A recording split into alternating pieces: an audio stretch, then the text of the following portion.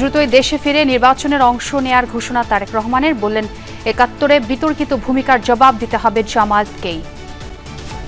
বিগত ১৭ বছর গুম তারা যা করেছে এর জবাব যেরকম তাদেরকেই দিতে হবে, ঠিক একইভাবে ৭১ সালে কোনো রাজনৈতিক দল যদি তাদের কোনো বিতর্কিত ভূমিকা থেকে থাকে তাহলে তাদের জবাব তারাই দিবেন।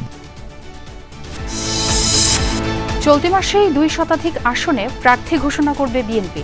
তফসিল পর্যন্ত শরিকদের জন্য উন্মুক্ত থাকবে অর্ধশত সিট। ধানের শীষের বিরোধী হলে বহিষ্কারের সিদ্ধান্ত।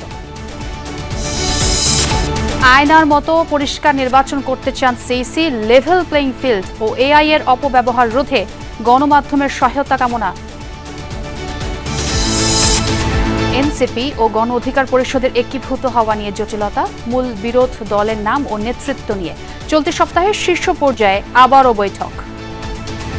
আমরা দুটি দল মিলে আমরা বড় একটি নতুন দল হব। এখন যারা মনে করছে যে এই দুটি দলকে আমরা এক করতে দিব না, আমরা মনে করি তারা হাসিনার এজেন্ডা বাস্তবায়ন করছে। আলোচনাটা এগিয়ে নিচ্ছি। আমার ধারণা যে আমরা এই মাসের মধ্যে এটার একটা পরিণতি এসপার ওসপার জানতে পারবো। চলছে বহুল আলোচিত বিসিবি নির্বাচনের ভোট গ্রহণ। সন্ধ্যায় পরিচালকদের ভোটে নির্ধারিত হবে নতুন সভাপতি।